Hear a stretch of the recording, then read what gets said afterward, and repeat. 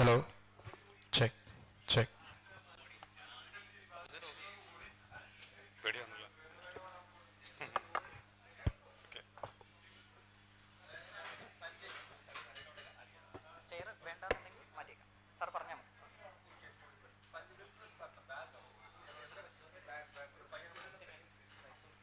Okay.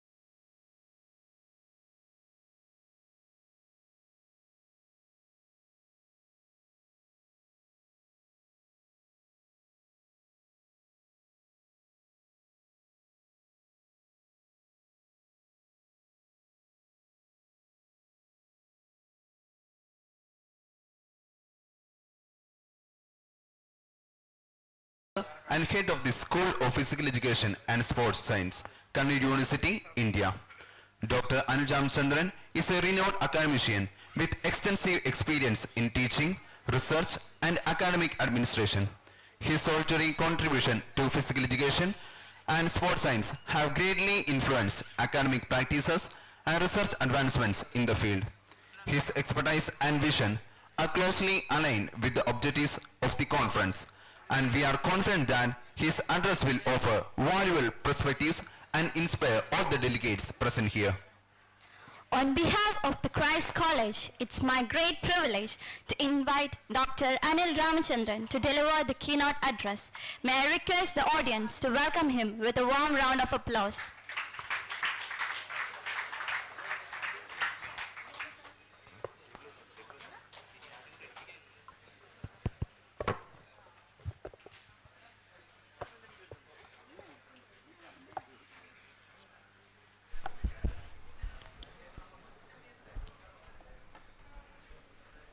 Very good morning.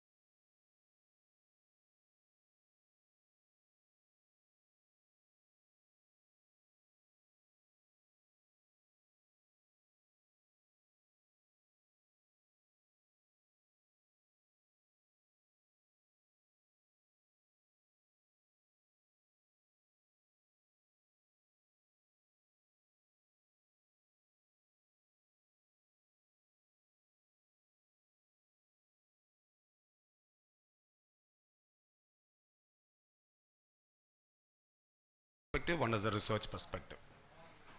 The whole world is changing in a pace that we are not able to catch up. Okay, I'll just come with few examples.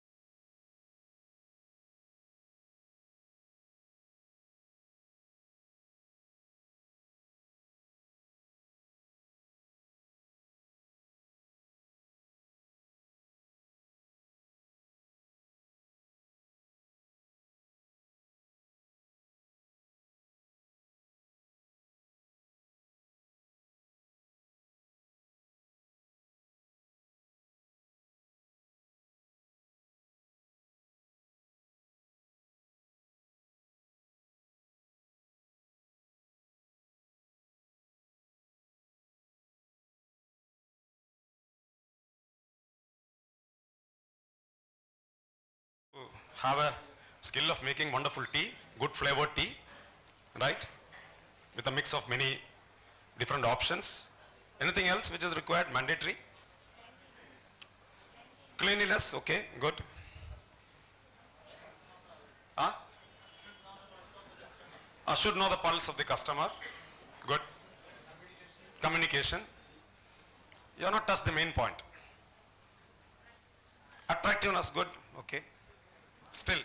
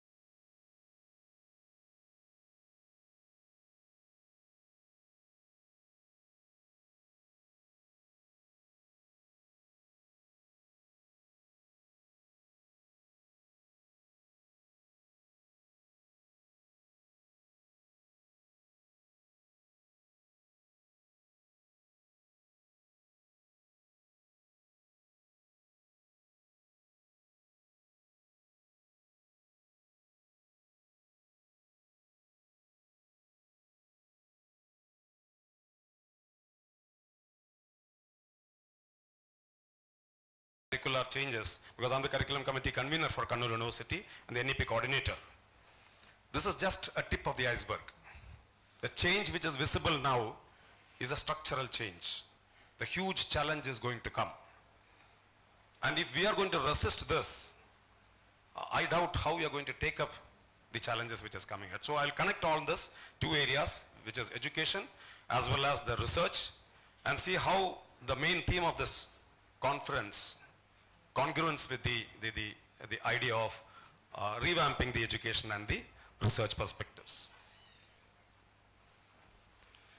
We are in the context where evolution of high performance sports has changed from the experience-based coaching to evidence-based practice. We were having a 3-day national seminar where experts from sports analytics from VIT Vellore, they speak, dashboard speaks everything. Sensor speaks everything. The good old intuition and the experience of the coach is slowly vanishing. We are putting in science everywhere. There are even sensors which can sense what is the sweat rate of the individual. I think IIT Madras has come with a portable MRI scanner. It's a wonderful innovation. Portable MRI scanner. What happens if a footballer is injured? You have the portable MRI scanner immediately. You will know whether he should play or he should not play. Now what happens if a person is injured? You need to go to the hospital and do the MRI scan. By the time the match is lost, you cannot go into the match. So we are looking, what are the issues? We are looking at innovative options for it. So it's all technology based, it's all digital dashboard based. Role of sports science in bridging theory, research and allied performance, and there is a need for integrating the disciplinary approaches. We need to cross the boundaries. Real knowledge comes only when you cross the boundaries of a discipline. Physical education and sports sciences cannot be, it is always an athletic science. It has been. But now there is a wider scope for entering into other areas and collaborating with other people, provided you can communicate effectively to them. I'll give one more example. Our PG students in psychology, they had gone for an interview in Bangalore. So apart from asking all the cognitive restructuring and theories of personality and all, one question was, what are the languages you know? So these kids said, sir, we speak good English, good Malayalam, and little bit of Hindi. They told, no, we are asking about computer language. What are the computer languages you know? Because you need to work with dashboards. You need to work digitally. If you are not equipped, I think the industry will not take you. This is a huge challenge. Sports science, I think it is not ours. It is of people from IIT, people from VIT, people from private universities. We are still with the good old physical education curriculum. We need to rethink whether this will sustain in the years to come. It's a big question. We had a program with the strength and conditioning workshop. Being myself a coach and a player, I was surprised to see the way the SNC has improved the training modalities, how they can quantify the training load. I found it was very, very shocking for me, because what we teach as sports training and what they come and deliver in the workshop, big mismatch. Big mismatch. I joined the ASCA level 1 course in Patiala. I have completed it. I have to go for the internship. At this age, all young kids were there with me. So they asked me, sir, where are you? I told in Kannur University. Assistant professor, I told, yes, assistant professor.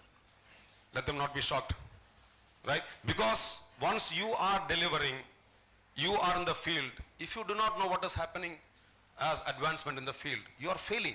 And it is an injustice to the athlete who has come to you. So much of upgradation is required in our professional area. Every day, so much of changes are happening. So this, as I said, we had a good old system of experience-based, coach intuition, traditional trial and error, observation-driven.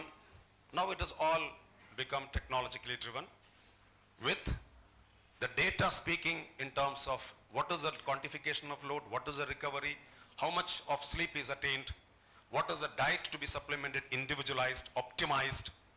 Right? It has become precise and accurate. And we are yet to catch up with the advanced countries. I had been in Copenhagen where I visited the Sports Science Nutrition Center. So the professor took me around. They have labs. They have a lab, 2 labs where a person is monitored for 24 hours, which even has a toilet, a sleeping chamber. He can read books, he can eat, he will be monitored for 24 hours. And they have labs where they have kitchen. I asked, what is the purpose of kitchen? What is the idea? I asked him. He told, no, we don't prescribe, we prepare food. Once you prescribe, it gets contaminated. So the amount of accuracy and precision sports science has taken in European countries, we should be shocked to see it. And we as a country are fortunate to have a huge population.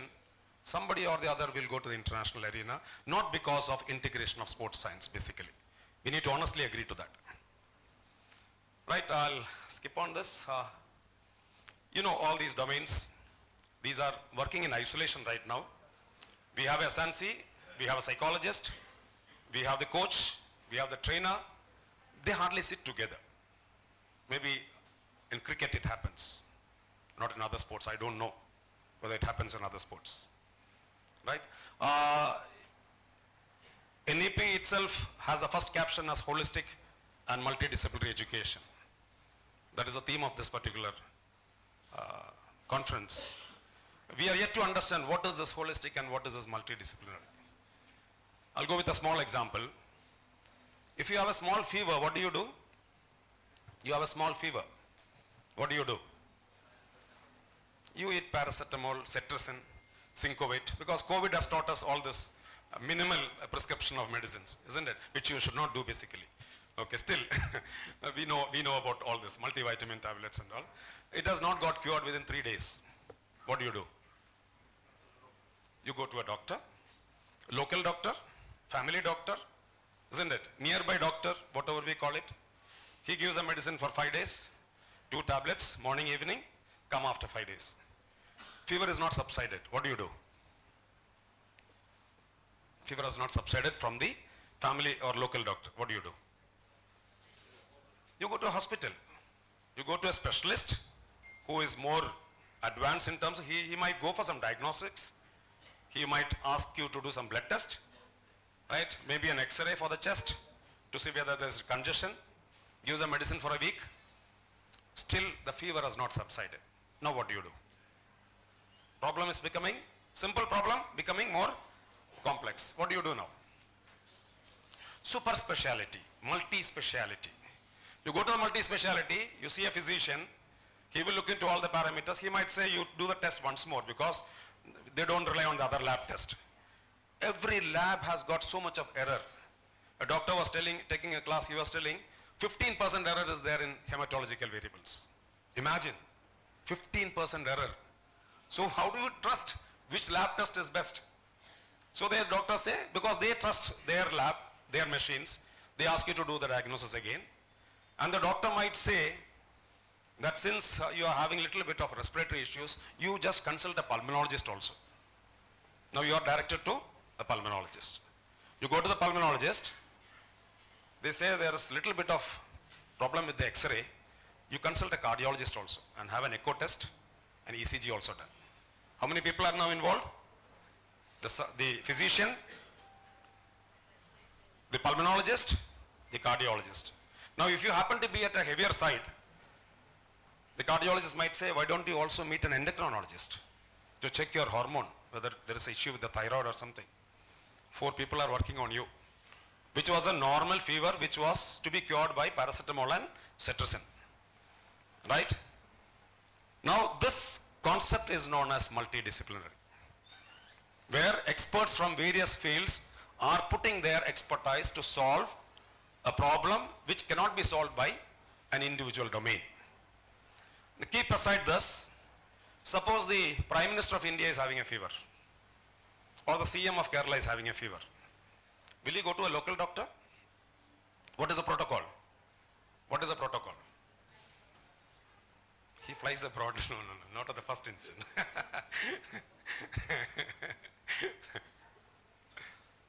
All experts come together, right? A team of physicians come together. They sit, they consult, they diagnose, they discuss and have a different protocol. Isn't it? The approach of multidisciplinary is different when we have a fever and a very, very important person has got a fever.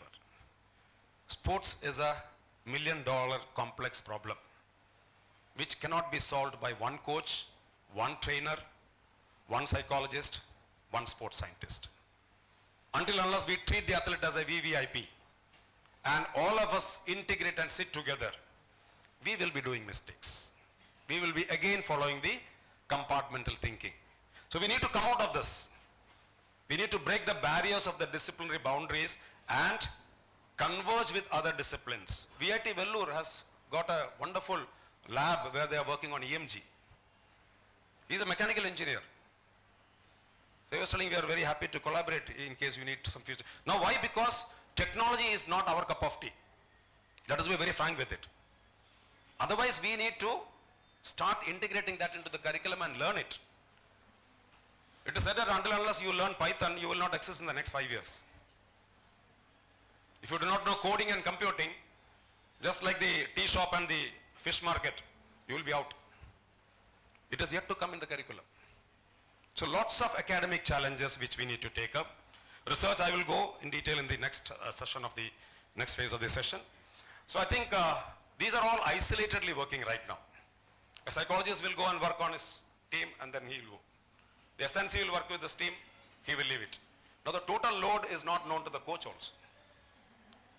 Except in very high performance centers like BCCI, where it is happening. I've witnessed it. I was with the under 17 women's team as a psychologist last year in their camp, girls team. So there they have a team. They have integrations there. Okay. All this are known to you. So much of wearable devices, wearable sensors, GPS based performance tracking, video motion analysis, artificial intelligence and data analytics, neurotechnology, neurofeedback and mental training. It is all precise and accurate data driven. We believe in data, even though there are errors in it.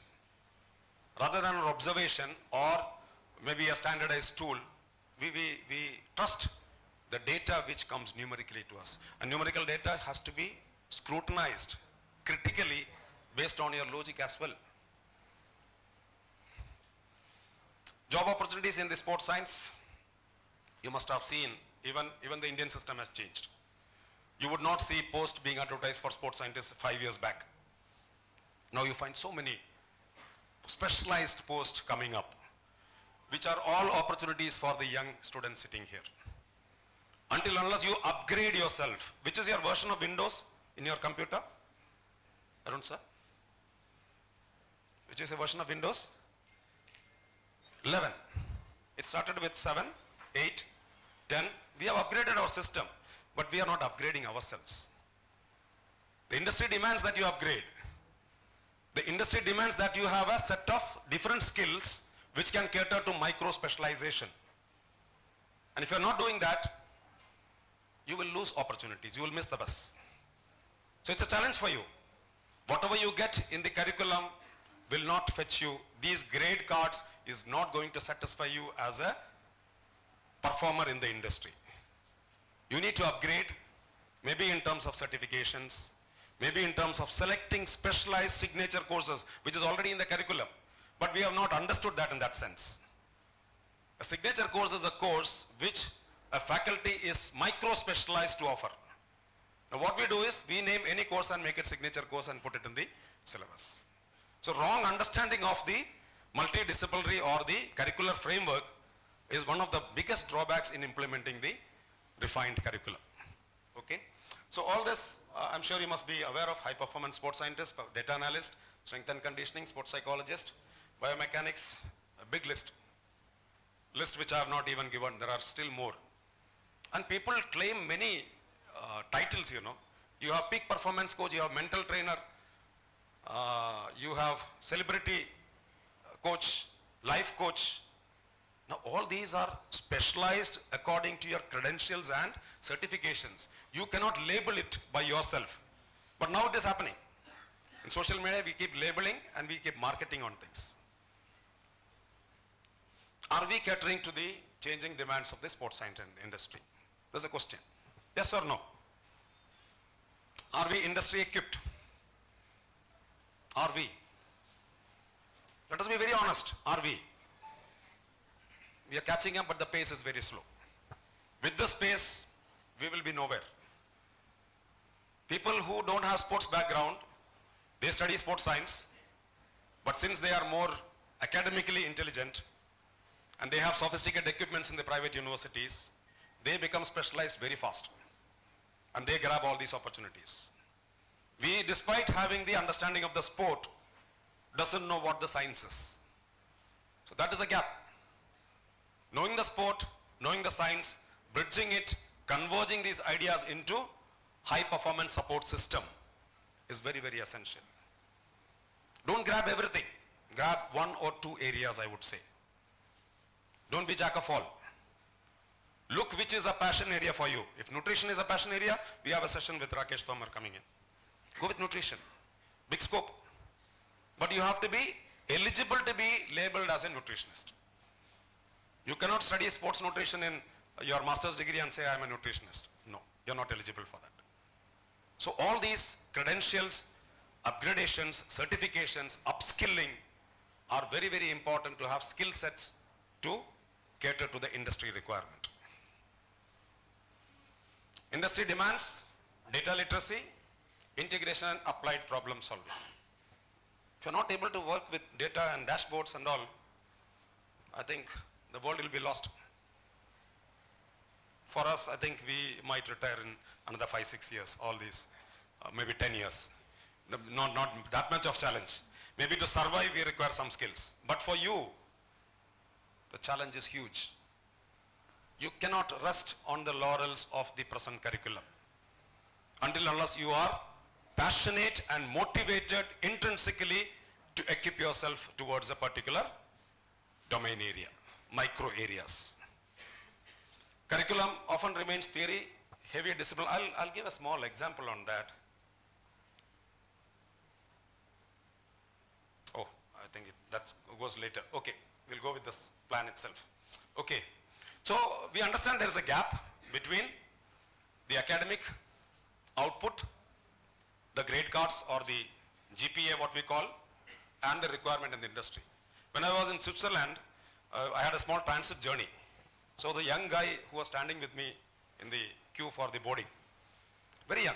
So I asked him, what are you doing? He told, I am working. So I just was trying to guess his age. He must be around 19, 20. So I was asking, what did you do as your education? He told, I did my degree. Now I'm working for 2 years. I asked, why didn't you do your master's? He told, no sir, I'll work for another 3-4 years and then come back and do my master's. What is the scenario here? We do degree, PG, MPhil, PhD, NET, JRF, postdoctoral, we won't work. We won't work. We don't know what is the work demand. Now see, that is a wonderful scenario where a person after graduation goes to the workforce, he understands what is the demand of the workforce. Once he comes back to learn his PG, he is a motivated learner. You will not have problems like what we have in the colleges right now. Because he knows what is the demand. He knows why he is here. But our students do not know the work demand. They keep on studying. By the time they are out, the whole scenario has changed. They will find that they are not upgraded to fit into the new technologically driven industry. Okay. So if you look at the pitfalls, if you can list down, not only this is not exclusive list. Fragmentation of disciplines. I would honestly say as a understanding student of the curricular changes happening world over, our NAP is yet to take in the real sense. NAP or whatever, FIUGP, what we call it. It is just structural even now. Nothing has happened in the transaction. Nothing has happened. And the structural change is only the tip of the iceberg. The huge vastness underneath the iceberg is yet to be explored or even understood. Even awareness is not there, I would say. And we resist this. We say this is a huge change. Okay. Theory practice disconnect. I'll come with an example where in an engineering college, they had a placement. Many students were placed in industry. They went to that industry. They took a feedback. I'll come to that example later. Repetitive low impact research. Let us be very honest. I don't think many people from outside the discipline is here. So you are also from physical education. So you can just keep your ears little with buds or something. Okay. Now, let us be very honest. What is the quality of our research in sports and physical education? I would say in other subjects as well. But I am not a person to speak on that. What is the quality of research happening here? It is all you scratch my back, I will scratch your back. I as a supervisor will do something which is minimal for PhD and send it to my friends. They will send it back and PhD is awarded. Copy paste, ChatGPT, Gemini, DeepSeek. You get the whole thesis in ChatGPT, including the tables and graphs. Otherwise also repetitive research is so much. No impactful studies are being done. Research, PhD is the highest degree a person get in the academic scenario. How can we take it so lightly? It has to be stringent. Unfortunately, not many people come to do PhD under me. It's a real fact I'm telling. And I'm not in the panel of many universities. Because when I'm given a responsibility as an examiner, I see that my duty is done to the most stringent manner. So we need to think, this is what our research is, and this is what comes in ChatGPT. Whatever you do as research comes into the database. See the harm. Anybody searches, this result will come in. It depends on what you feed. You are going to get what you feed. We are feeding all garbage. All garbages are fed. This garbage gets repeated again and again. This won't fetch a research culture. This won't fetch a practice-oriented, field-oriented research in the future. How do we find a problem for research? How do we find a problem for research? PhD scholars who are registered recently will be able to answer. Others must have forgotten. How do you find a problem? Literature review. Based on necessity is a wonderful area. Literature review. I'm sure 90% is with the literature review, isn't it? I don't blame. There is no point saying that you should not go with the literature review. I'll put a small example for your better understanding. We have an agriculture university here in Thrissur, Mannuthi. We have agriculture universities all over India, all the states, because agriculture is a priority for the nation. There also we have scientists doing wonderful research. Lots of money is being poured in as funded research. They also propose projects to the funding agencies. What they do? They go with the literature review. Good, you go with the literature, identify gaps, justify your area and say that this is most important area which needs to be taken up as research. Let me ask you, who has problem with agriculture? Who is the person who is having problem in agriculture? Farmers. Have you seen any agriculture scientist going to the farmer and asking, what is the problem? I'll take up a research and do funding research and come back with your solution. Have you come across any scientist? Maybe one or two to name. I don't know. I have not seen anyone. Same is the case with sports. Have you gone to the sports person and asked, what is your problem? And then take it as a research for PhD. Now what is literature review? It is all the same thing. Scratch your back. Citations and citations. Over citations. The same thing is replicated. Right? So the problem, the farmer had the problem, he is still with the problem. You do good research, maybe very impactful research, you publish in Scopus Index journals. Have you come across any farmer who reads Scopus Index journals? Do you know any farmer who regularly searches Scopus Index journals to find out what are the new areas in agriculture? I have not seen. He doesn't understand that language also. Even if he tries, he will not understand. So what I would say, don't go with these citations and numbers. These are all catchy numbers misguiding us in terms of real impact and deliverables of research. The best example, Nobel laureates, they don't have H indexes high. You can see the list. They don't have high H indexes, they don't have high citations because they work on real problems. Very few publications, but they are recognized for the in-depth research they have undertaken. So that should be the priority for us. Don't go with the numbers. We are totally misguided, whatever NAC or NIRF, everything. These are all putting us pressure to pump in with the numbers. What is the quality of research? Big question mark. Okay? So repetitive low impact research, which is very truly happening in our field. Comparisons, We compare coconuts and mangoes. Just to give an example, and say coconut is bigger than mango. Who doesn't know that? We compare volleyball and basketball. Why? Why do you need to compare them? What is the impact of that? So all still the fundamental research goes with these comparative relationship issues where we are not thought of what is the new areas to be identified. I'm doing a project with the Badminton World Federation funded by BWF where we are trying to identify injury prediction of badminton players using machine learning language, which I am not capable of doing. I have collaborated with the faculty of information technology, Srikanth, who is assisting me. I told I have a problem. I need this as a solution through your domain area. He told, sir, fine, wonderful, we'll do it. And that project is being undertaken. We have got another project. No, it's just not to name. This is the area I'm telling you. Why? We have got a project from ANRF, DST project. ANRF pair, which is a prestigious project. And it's a project of 100 crores for a spoke and hub scheme. One university is a hub and 5 or 4 universities are spokes. So we happen to be a spoke with Central University of Hyderabad. 100 crores. 60 crores for Central University of Hyderabad. The other crores are divided with other universities. And we have got 11 crores. I have personally got 1 crore 13 lakhs. It is on dashboard driven citizen centric health information system. Domain areas are different. You cannot sit with only your area and ask for funding. Nobody is going to fund you. There is no funding with physics. There is no funding with chemistry.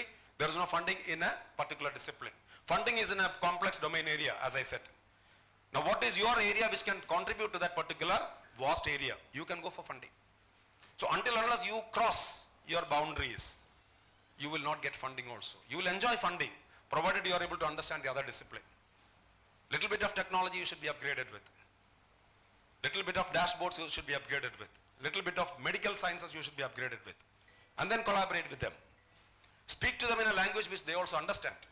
Now there's a gap in communication, you know. A computer scientist comes and speaks, I don't understand computer language. There's a gap. Sports science person speaks to computer scientist, he doesn't understand because he doesn't know sports language. This bridging has to happen. So computer scientists should study sports science students should study computer science. That is what is multidisciplinary concept in the curricular framework. That is yet to happen, I think. It has not catched up like that. This has not gone into the policymakers also. This is the idea. And once they learn that, maybe in the semesters to come, they can go with data analytics, prototyping, and they can become entrepreneurs once they pass out from the 4th or 5th year. Highly paid job in the world. Which is a highly paid job in the world? If you're ambitious of making money, money is in the mind, I would say. If you want to make money in the mind, it will happen. Take it for granted. Everything happens in the mind. You want to go somewhere, first thing to do is book your ticket. Or automatically everything else will fall in place. But if you don't book your ticket, your plan gets disturbed. Okay. Highest paid job? Not data analyst. Web designer, no. They are on the top. Athlete, leave apart athlete. It is think tanks. Think tanks. Metacognitive aspects. People who are able to guide organizations, what to do, how to do, why to do. Then come CEOs. So this thinking is very important. Metacognition is very important. You need to question everything. Why this? Why this type of research?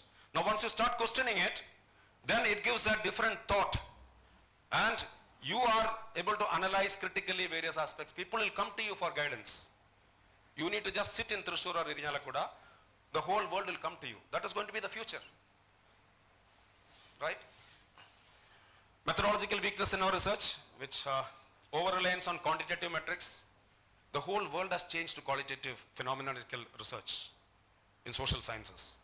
India is still filled up with lots of quantitative research. Mixed methods, we are yet to adopt, where we need to integrate quantitative, qualitative and observational research so that that makes meaningful in terms of impact to the stakeholder. Limited technology infrastructure. Ethical and research integrity issues, this is very, very important. I don't know whether you have come across that ChatGPT was a co-author in an Elsevier journal. Have you come across? ChatGPT was formerly a co-author in a Scopus Index journal. They have retracted it after lots of discussion. Now see the impact these AI-driven technology is being creating. IIT Delhi has come out with an examination system where you can use ChatGPT. Only thing is you need to give the prompt. Prompt is important. We don't say don't use. You should use all these tools. Every leave letter in my department comes with ChatGPT. Wonderful leave letters. So one day I took the paper and told you write in a piece of paper. Sir, he is not able to write a single sentence, but wonderfully framed. With so much of respect, I would like to request you, sir. It's not that you don't take it, but we need to think beyond ChatGPT. And the prompt is important. What prompt you give, you get a reply accordingly. There was a case filed against ChatGPT where a girl committed suicide, and ultimately a mother was tracing her last communications, and she asked ChatGPT how to commit suicide. ChatGPT gave a wonderful answer, and she committed suicide. Now if you ask, they don't give. They say this is a stimulus which we cannot respond to. They have changed it now. Right? So these are all, ethics is very important. You cannot use all these database without human touch or human ethics and integrity. Publish or perish. I'm sure the pressure is with the Christ College also. The numbers. We are all with the numbers. Departments are given targets that before the next NAC you should have these many numbers of publications. And what we do? We compromise on the quality. We compromise on the benefit of the stakeholder. We do research for the citations and the academic filling of it. Okay. Weak industry sports system, neglect of contextual knowledge, low innovation. Okay, I'll skip. We'll go with few fundamentals. I would target the student audience more because you are the future. The whole challenge is with you. Little bit of understanding of education and research. You must have heard this term, pedagogy. Right? As a teacher, as a student of physical education, this must have been a term in your teaching methodology. What does this term mean? What does this term mean? Yes? What does this term mean? It doesn't mean anything? Not teacher-centered. What is a basic understanding? There is no wrong answer in this. Every answer is right. Method, okay, it's a method. Method of teaching. Huh? Science of teaching, good. Anything else to add? Yes. Method of teaching, science of teaching, technique of teaching, art of teaching, steps of teaching, music of teaching, dance of teaching, everything. But this has come from two lovely words. Paid and agogus. Paid signifies child and agogus signifies lead. The meaning of this term is leading the child. Wonderful term. The art, the technique, the science, everything comes in this. It is inclusive. Why do we need to lead the child? We need to lead the child because the human baby is the one species born so dependent at the time of birth. So dependent. It cannot do anything on its own. Unlike a calf, the young one of a cow, which jumps after 3-4 hours and explores the world. And from this dependency, you need to lead the child towards independence. August 15th. Is it? No. 17, 18 years, a child, a grown-up individual has to be totally independent in terms of all choices. His academic choice, his job, life partner, vision of life, political orientation, he has to be very, very independent. Are our children independent? Are you all independent? Yes? If yes, it is good, but I don't think. Nothing for you to blame. It is a system which has to be blamed because this doesn't happen overnight. This happens through your upbringing as a child at home, as a child in the school and the society which nurtures you. And we don't have a culture of that. We don't have a culture where we lead the child to independence and say, you go and do whatever job you want, you marry anyone you want. I don't think any parents still afford to say that. It is happening without the consent of the parents, but the system, I don't think it will still agree to that. Okay? I'll give a small example. I was in Denmark last 3 years back. I stay in Airbnb rooms because it is very cheap. You know Airbnb? Okay, use it. It's very, very cheap. Once you go to costly countries, Airbnb is the best accommodation you get. Very, very solid, safe. So I stayed with an apartment. I reached there at 11 o'clock in the night. So I was worried whether I'll be able to get in. And I messaged this house owner that they told, no, you can, in the downstairs there is a locker. She gave me the number. You put this number, you'll get the key. Open in, check in and take rest. So I checked in and took rest. I stayed there. Next day morning, one lady was staying there, 60 years old. Okay. And one room is for me, common shared kitchen and washrooms and all. Okay. Next day morning she left. I left for the conference. Evening, when I came, she has not come. I slept because I was a little tired. Third day we met. This is the third day I'm meeting her. You go to some other hotel, you have your Aadhaar card, you have all your passport, everything verified, signature, room number. It's all so liberal there. It's so liberal. And third day when I was speaking to her, then she's from the health department, working as a support staff or something. And then when she was communicating, she told, my husband stays there in the next apartment. We are separated. I go every day to take the dog for a walk. Where? To the husband's place, to take the dog for a walk. Does this happen in our country? If you are diverse, do you go to that area?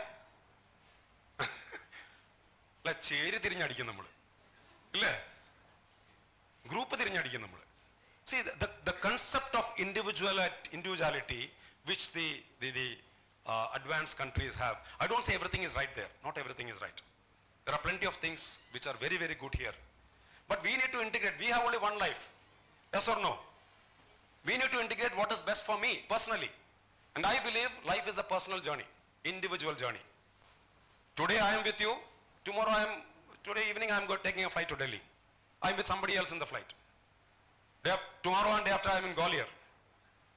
It's a journey where somebody accompanies you sometimes, but responsibility is always yours. Take whatever is best, learn whatever is best, try to imbibe it in you. This concept, I would say, we need to go one step further. Not from dependence to independence, but from independence to interdependence.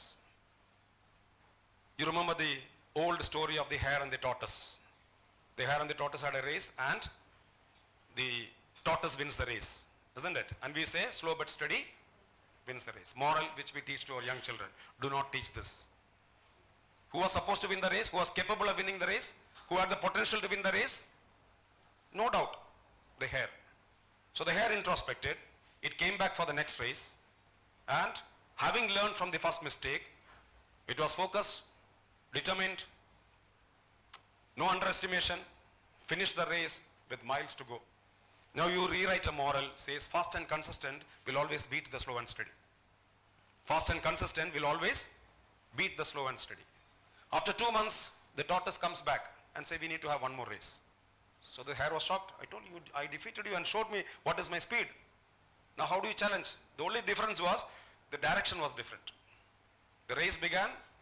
The hare as usual took a bullet start, went, but before the finishing line there was a river to be crossed. There was a river to be crossed before the finishing line. The hare got stuck. The tortoise came, swam across, became victorious. You learn a different moral. Live according to your strength. Victory is always yours. Very often we work on our deficiencies. We don't understand our strength. You are not good at something, why do you work on that? Neglect it. You have something which is very strong. Work only on that area. Make that as your passion. Make that as your profession. The possibility is huge. So this is yet to come in the education system. Even after Tare Zameen Par, the movie which Amir Khan showed us, we enjoyed it, but the system is still the same. System is still the same. Right? The story doesn't end here. they had one more race, the last race. Now they both of them started respecting each other because you are different abilities. The race began. The hare, before taking the start, says to the turtle, you cannot go fast, you can sit on my back, I will help you. When it came to the water, the tortoise said, you do not know to swim, I'll help you, sit on my back. Both of them finished the race in record time. This, I would say, is interdependence. This has to come in. One person cannot do miracles until unless you combine with your co-workers, combine with other disciplines, join hands together, team doesn't happen. What is team? Together, total effort of all members. Wonderful. This is first time I'm hearing this. Together everyone achieves more. Right? Both are good. Both are correct. Together everyone achieves more. This is the concept of education. Education should teach students that you are not going to win alone in life. If you are targeting complex issues, you need to work in teams. Now, education has got drastic changes, which is yet to catch up, Pedagogy has changed. When it comes to what is the methodology we follow in colleges and universities, it is no more pedagogy because the child is already independent. 18 years he comes to the college, there is no pedagogy there. The concept is andragogy, adult learning. The philosophy is different. The background is different. The intention is different. The motivation is different. Child, adolescence, adult, old age. Pedagogy, andragogy, heterogogy, paragogy. The philosophy and the system is totally different. I'm sure you must be hearing all these words first time. Yes, andragogy must have come to your terminology sometimes. Now, how do we understand all this? Now, we are going to witness a scenario in colleges where adult members will be coming to learn courses with the NEP being open. It is not going to be vibrant young kids in the college. It may be adult, it may be old age people coming in to learn crash courses. So you are not suiting it to andragogy alone. You need to suit it into heterogogy and paragogy. We are yet to catch up these concepts in the educational scenario. Just to give a nutshell of this, if you see this, in pedagogy, the learner type is child, the control of learning is teacher, role of teacher is instructor, learning focuses knowledge and basics because child doesn't know anything. He is blank. So the teacher has to give him more information, new knowledge. Everything is taken because no questioning there. He doesn't know anything. When it comes to andragogy, it is an adult. The control of learning is shared. I will decide what I should learn and what I should not learn. When I should sleep in the class, when I should not sleep in the class, you are doing it. If you are not interested, you can sleep because it is your choice. You don't need to hear it. Right? And teacher is a facilitator. The focus is experience and problem solving. When it comes to heterogogy, it's an independent learner who is already in the professional domain, working professionals. The control of learning is the learner. Now we all go for orientation courses, HRDC, MMTC programs. I had a class last week. I asked them, why did you join this course? Sir, it is for the promotion. But sooner you will go for courses because it is survival for you. It will come. Within 5 years, you will start taking courses because you need to survive in your job or you'll be thrown out. That is heterogogy, where the learner is in full control. I want to learn because this is my requirement. This is the mandate requirement for me to survive. Capability and lifelong learning. When it goes to pedagogy, the older adult, it's a learning community. Now we have systems where old people are shared and they try to stay in a community where they have a coexistence at the later stages. Pre-booking is being offered, I think.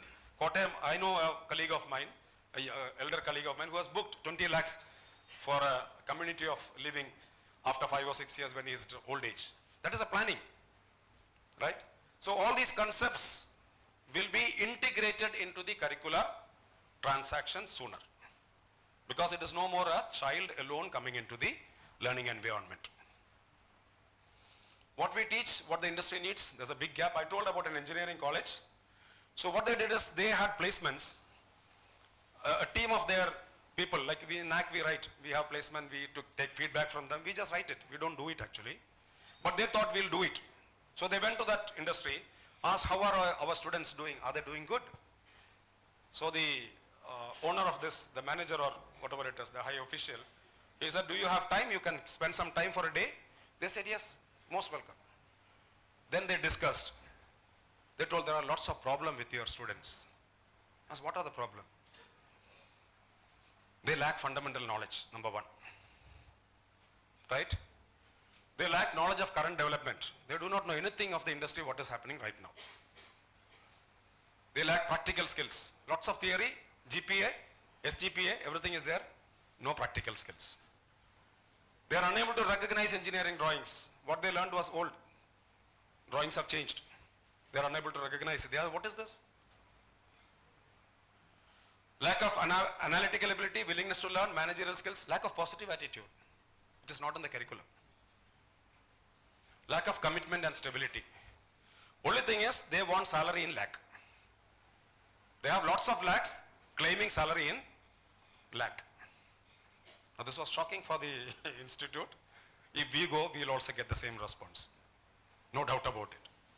Right? So they asked, sir, what do our students require to be capable of? Can you suggest what they should be capable of? They suggested, we expect students to have good planning skills, good appearance, good manners, they should be creative, good customer service, communication skills, friendly, listening skills, should be entrepreneur, presentation skills, of course qualified also, organizational, management, working with teams, ICT skills, motivated, confidence, time management, positive attitude, dependable, understanding, working in teams, trustworthy. Huge list, which none of these were in the curriculum. None of this were in the, this is not being taught. So this was a rethinking that they went back and they changed the curriculum where core skills and soft skills were integrated into the curriculum because industry requires it. This has to happen. We need to go to the industry and see what is happening there, what is the demand there, come back and make the curriculum rather than preparing a curriculum and preparing products who are not fitting into the industry. It is always the other way around. It should be the other way around. Go and see what is happening there. What is the demand?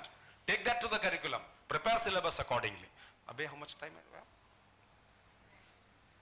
15 minutes more. Okay. I think I'm just with the 10 or 15 slides. I have 100 slides. Right? A problem with me. There's a problem with me. You know, I want to tell everything. It is matter of old age, I think so. Okay. So, no. I was trying to cut it. Morning I was trying to cut it. From 127 to 101, then to 97, still very difficult. Anyway, we'll skip, we'll stop any time when it is time for it. Are there quality concerns in research? Yes, definitely. Right? It is an area which has to be scrutinized, which has to be revamped to the best possible manner. If this profession has to stand with other professions, you cannot dilute on that. And then you cannot claim that we are scientists. Science has two things, precision and accuracy. If these two things are not, there is no science in it. Our data is not precise. Our research is not accurate. We dilute it. You cannot match with the scientist. 0.05 also never happens. In medical science it is 0.0001. 99.999% confidence that there is no error. We say 0.05, I don't know even if 50% it is reliable, our data. I'll skip on this, these are all known to you. Your attitude towards research is very important. UGC has come up with new regulations where publication is not mandatory for PhD. What is your take on that? Is it good or bad? Is it good or bad? It is good. It is good. I personally say it is good. Because we have been publishing on pressure. And who benefited? Publisher. You go to Delhi, Daryaganj, there is a street where publishers are there. They started with 1-story building. Now they have 7-story building. Because of UGC, thanks to UGC. The previous regulation said 2 publications mandatory. you get all sorts of communications, backdated publications, publication in 24 hours, isn't it? Diluted, the whole system. That's why UGC said, no, it is not necessary. You do research, not necessary. If you want to publish, publish. Not necessary. I go with it. I favor it because that's the right spirit. Not everybody should be an author. You even get mails that don't write a book, we'll write for you. Just give your money, you are an author. Are you getting it? The professors must be getting it, I'm sure, getting the mails. It's a big, huge industry which is channelizing the deficiencies of the academic professionals, supporting them.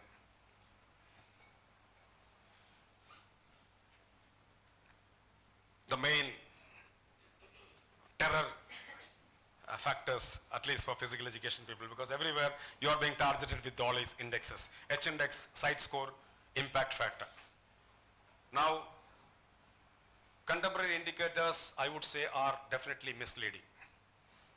A time will come when we will totally vanish out these things. It is happening. Discussions are happening in the academic field. The top level people, critical people are saying these numbers are not signifying anything.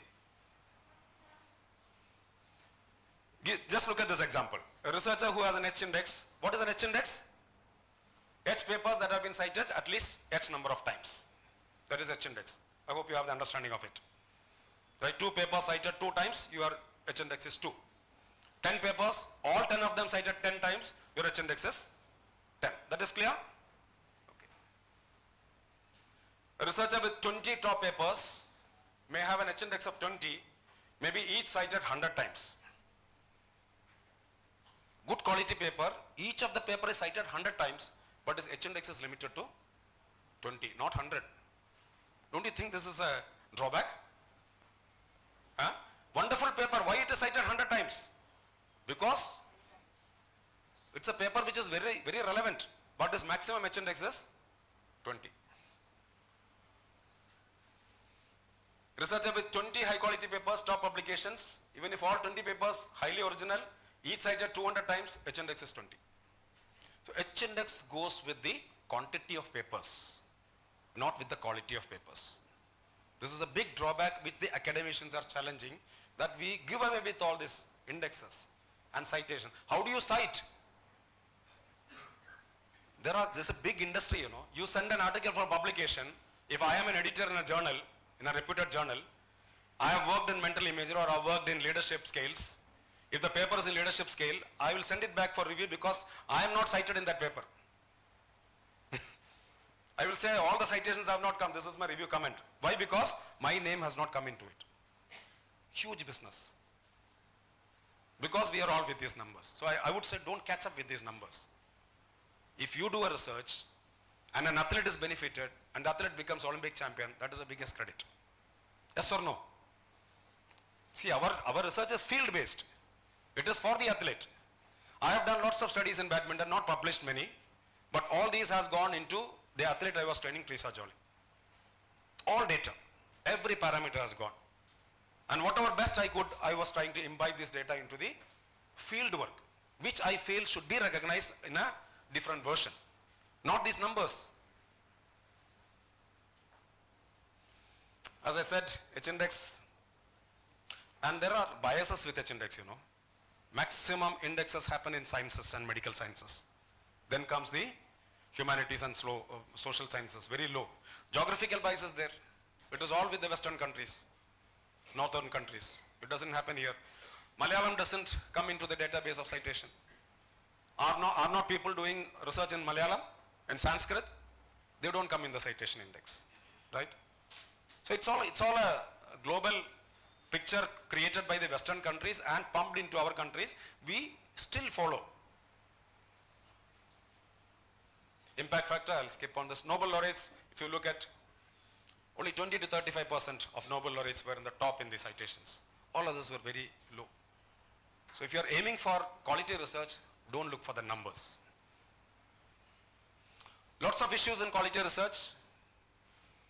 Falsification, fabrication, plagiarism, cooked data are there. Researchers are made in the tabletop. Data's graphs, everything the artificial intelligence database will create for you. People publish 10 papers in a day, surprisingly. right? So I'll not go predatory journals. India is topping the list, the first third country in terms of predatory journals.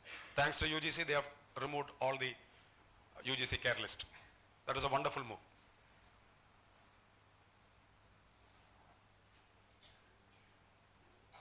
All you know, I don't need to explain on this. Instant publications on payment, large number of predatory journals, ghost writers, right? Large online journal phenomena, paper presentation in absentia. Very often it happens. They don't attend, but here also the organizers will face it, I think. Sir, I will give me a presentation certificate. How do you give it when a person is somewhere in Delhi or Ghaziabad? Right? Awards are given in absentia, paper presentation awards. So we have diluted. We have to be strict. Whether people like it or no is a different thing. To change the profession, we have to be strict in certain things which majority may not like it. Lack of research outcomes and prescriptions, I would say, is the most important lacuna in research. I go with the previous example. Agriculture scientist doing a research, publishing in Scopus Index is good. Let him get the citation, let him benefit, let others benefit. But he has to give this in an understandable language to the farmer also.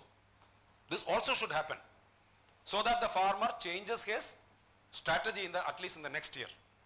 But this hardly happens. So the prescriptions are lacking. The impact is lacking in the stakeholder. You know this phenomena, retraction? You have an online journal published, and if it is found with some sort of falsification, fabrication, they won't remove it. They put it in the online and give a watermark retracted. Poor stem cell researcher from Japan suicided because his journal was retracted, not because of him, because of his co-author. He never knew. Now many of us do not know our co-authors. Somebody writes and puts all your name, right? This is also something you need to understand. What is the definition of a co-author? Who is a co-author who can be with you? Co-author is not your friend. Co-author is not your colleague. Co-author is not your husband and wife. That is a different chemistry altogether. Co-author is a person who has partially or majorly contributed to some part of your research. Otherwise, he is not eligible to be written in a name. What do we do now?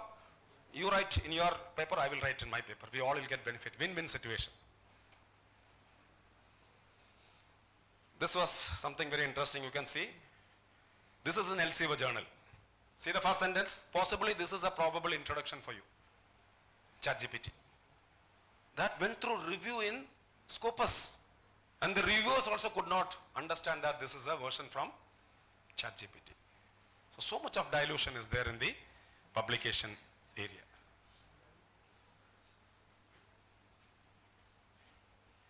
ChatGPT listed as a co-author, right? Formally, entrance of ChatGPT as a co-author. Now you can combine with ChatGPT and write many papers. But this was retracted.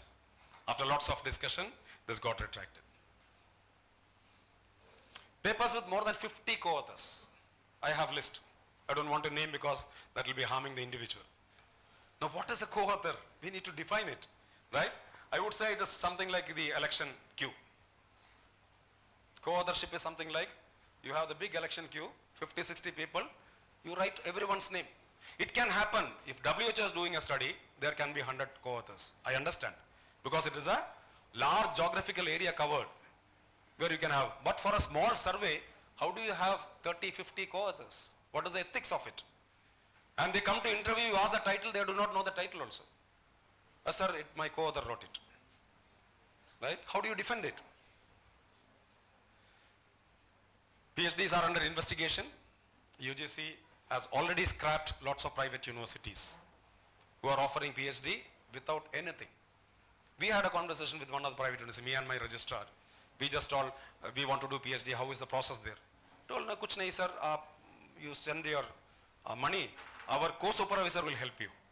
So then we told, we don't have time. No, koi nahi, co-supervisor will help you, send the money. The proposal bhi wo banayega. Everything. I think it is, yeah. Is it time for me to stop? No, sir. No, okay. It's a warning. It's not to stop, but a warning from Nina Tekken. Okay. Okay. Now, debarring universities is happening. There is a committee constituted by UGC to scrutinize PhDs already awarded. My goodness.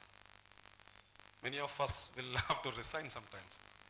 Because What has happened in Haryana has happened as a duplication in Tamil Nadu. What has happened in Karnataka happens in West Bengal. Just the title change. We are intelligent enough in cut pasting and doing things. All these are going to be caught. So the future, I will tell you, as youngsters, be very, very honest with your research. You will not be caught now because nobody knows you now. You will be caught when you become Vice Chancellor. Take it for granted. They will follow you, they will take your roots, your first publication which you never knew, plagiarism and falsification and all.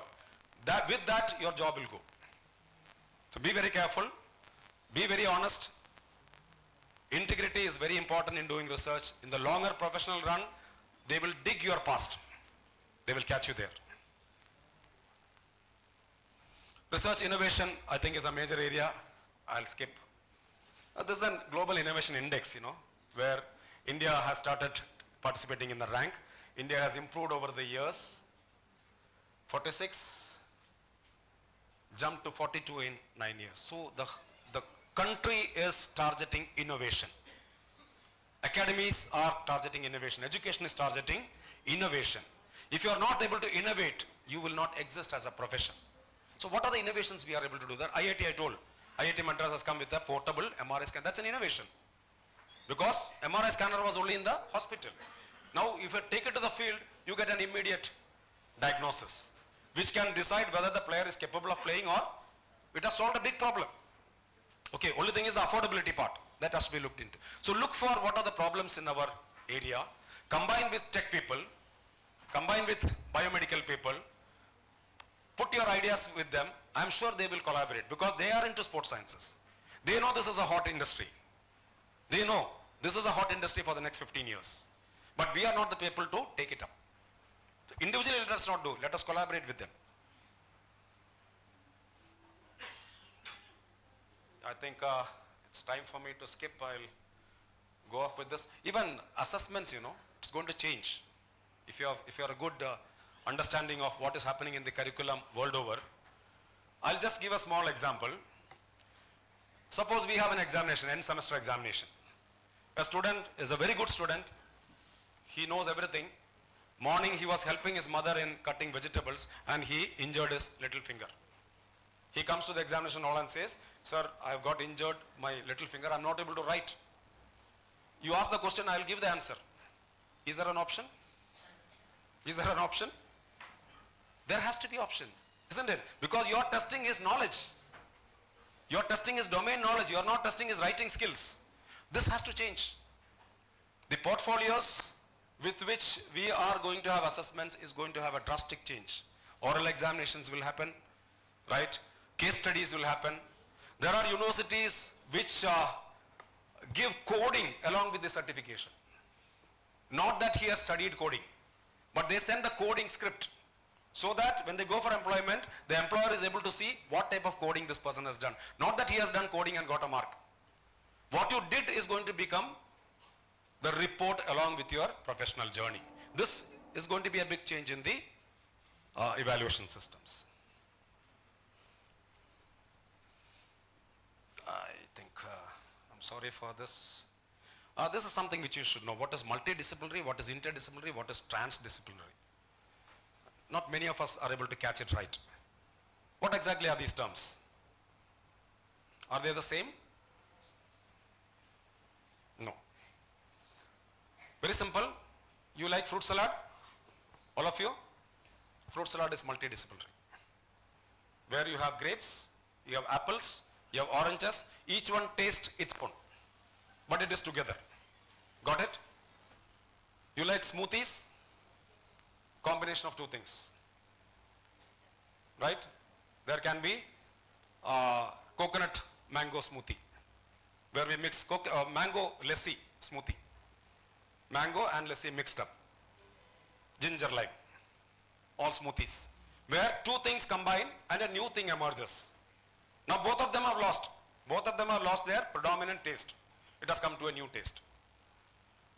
And transdisciplinary is where there is a mix of many things, an entirely different scenario happens. If you come to Kannur, please have Kannur cocktail.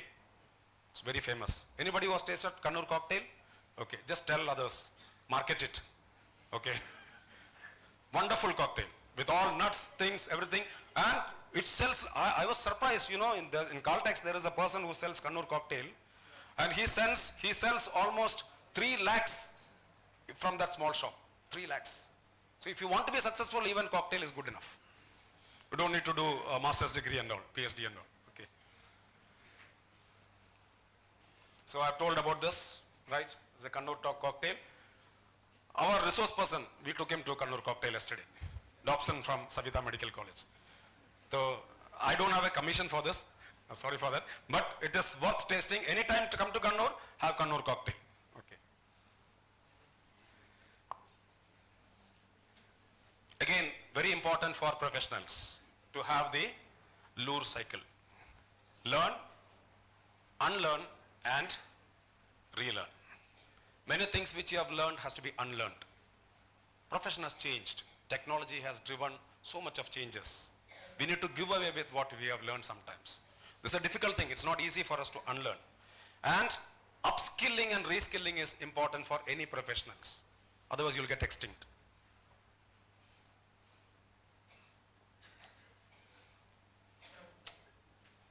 Future, if you look at sports science, it is going to be personalized precision training models. We had discussions yesterday, where even the medical field, even now, it is a general protocol. For one treatment, we have a general protocol, which they say it has to change. It has to be a personalized protocol. For Lavi madam should be different, Wilfred sir should be different, for me it should be different. Because the body responds differently to the medicines. You cannot have a common protocol. Future of medicine is that. It is going to be individualized protocol for athlete, definitely. First principle of sports training, what is that? Sports training is individualistic, but we forgot it. In a football team, we give common training. Where is that first principle? Fundamental things, we don't do it right. Implications for students, researchers, develop interdisciplinary competencies. As I said, combine with whatever best faculty you have, especially the technology people, catch hold of them. They are the future, and they also don't exist alone. They have to combine with someone. They are also looking for opportunities. So sports science is one of the major areas where you can incorporate them. Encouraging applied research with real world relevance, building innovations. Finally, I will end with a small takeaway for you. Those who change after change will survive. Those who change with change will thrive. Those who effect change will lead. So as professionals, we should be able to effect changes in the system prevailing, whether it is acceptable or no. Look into your expertise, have micro specialization, innovate, collaborate with people so that there is real science coming into our academics and research. Thank you very much. Thank you, sir, for that insightful and thought-provoking keynote address. Your words have truly enriched our understanding and inspired us to think beyond conventional boundaries. Next, we move on to the question and answer session, inviting audience to raise their questions. The floor is open for you. I think young professionals should come out.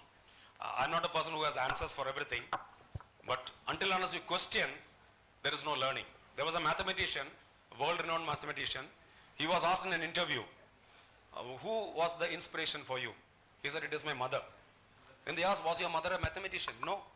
So when I came back from school first day, I told that class was wonderful and I gave answer to one question. So the mother told, you should ask a question tomorrow. So I asked one question. Next day I asked one question, she told, you asked 2 questions. And it is this questioning which has made me here. Research requires questioning.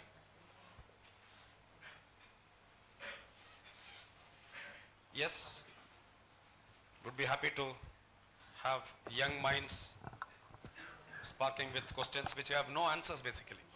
Maybe we'll have to look after the answer later. But that question remains. Hello? I'll give a small example. When I was a student in the 9th standard, I shared a idea with my fellow students that we are able to store blood, isn't it? We store blood in the blood bank. Now we have organs transported in train and flight, and then every organ can be now transplanted to another person. So my question when I was in 9th standard was, can we store the whole human body? cell, tissue, organ, system, complex system is the human body. I don't want to live for 5 years. Can you put me in a configuration so that I come back after 5 years? Is it possible? Is it possible? This was way back in 1988. This question was raised. I should have published it in the paper. I would have got patent for it. Russian scientists are claiming that they are able to do it. They are able to keep you in a storage for, if you don't want to live now, go to Russia, get into storage, come back after 5 years. So crazy ideas are important for research. No matter whether answers are there right now, somebody else will work on it. But you need to be crazy enough to throw it.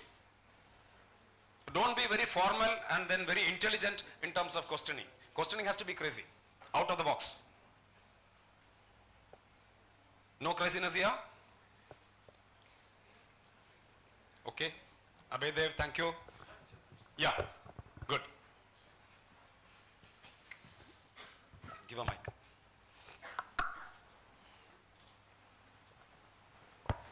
Sir, it's not a question. Yeah. I just holding your words, like a farmer may not be able to understand research. But sir, my point of view is research is for research result is for policy makers, and the policy makers should be deal with the farmers, because a farmer cannot be able to make policies like that. Exactly. So what's your opinion on that? See, now if you see, now the ecosystem in the universities and education institutes are changing. Industry is coming into the university. We are not linkaging with the industry outside. We are having translational research centers where industry people come into the university. We are having innovation hubs where industry people come, professor of practice. An industry person with 15 years of experience can come as a professor. Why? Because the mismatch between the academic output and the industry. So the country as a whole is developing an ecosystem where industry, there are universities having one whole semester in the industry. I should say 1 year should be in the industry, because ultimately you're going to work there. You're not working with theoretical concepts and models. So that has to happen. In our curriculum, maybe we'll have to work with the teams, we'll have to with the academies, with the high performance centers. Go and understand, and then come back and re-equip yourself with more potential areas of micro specialization. It will happen. It has to happen. Okay. That's already in the pipeline.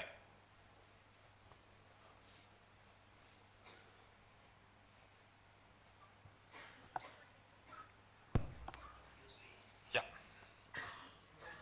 Thank you. Listening, it was really highly experiencing and good one. But my sharing is different. That is, even we know that the world record holder is Usain Bolt. 9.5, 9 or 8 he did. But why he became world record holder? Not because of he run. No. I personally believe that lakhs and lakhs of people behind him, they also run.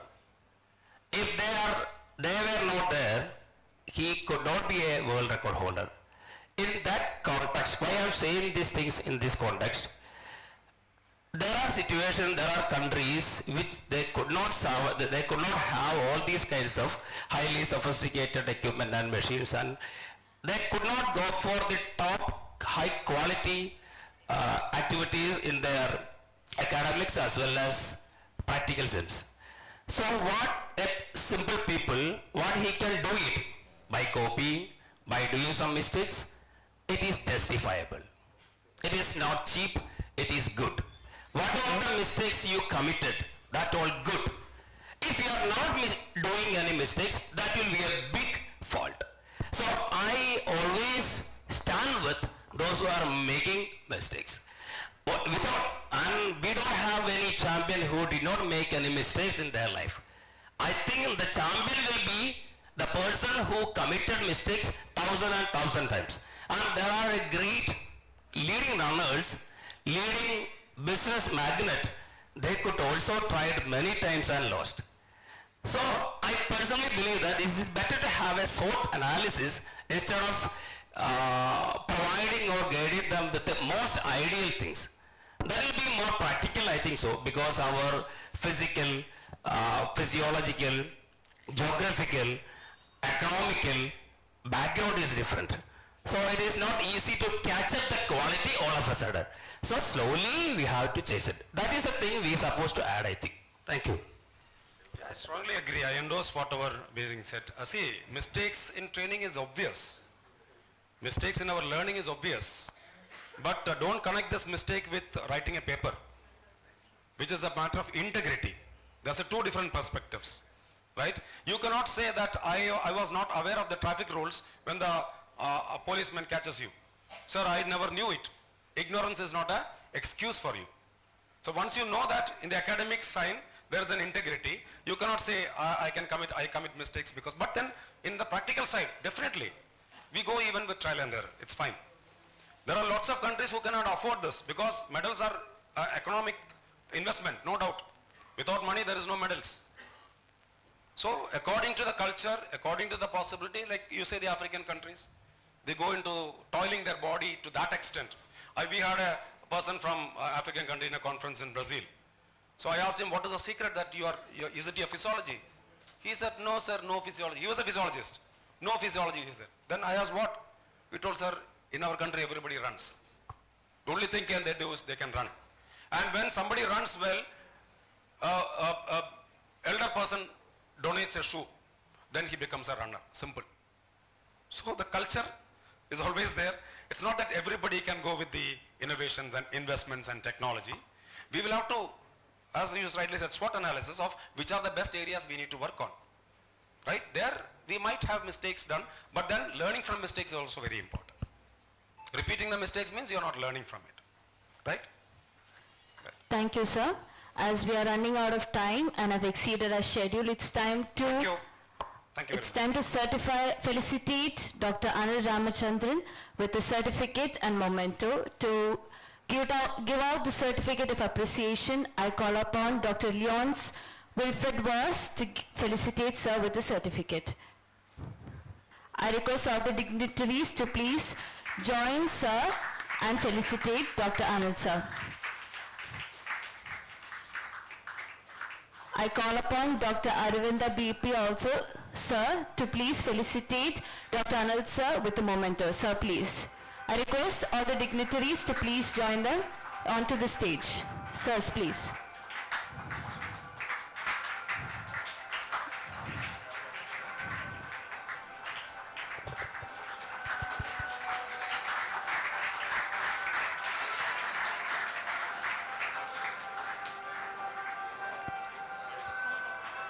Hereby, we come to the end of the keynote session. May I request second years and fourth year BP students to proceed to Chawra Seminar Hall for the paper presentation session.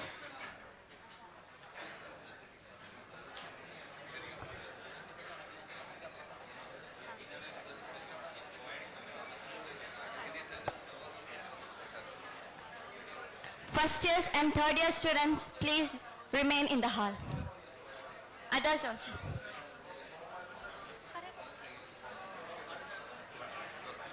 This international conference is co-powered by Manappuram Finance Limited, Reserve, KPL Shuddhi, New I Plus Education, Federal Bank, Global Education Consultants, KLF and Team Sports West. Thank you.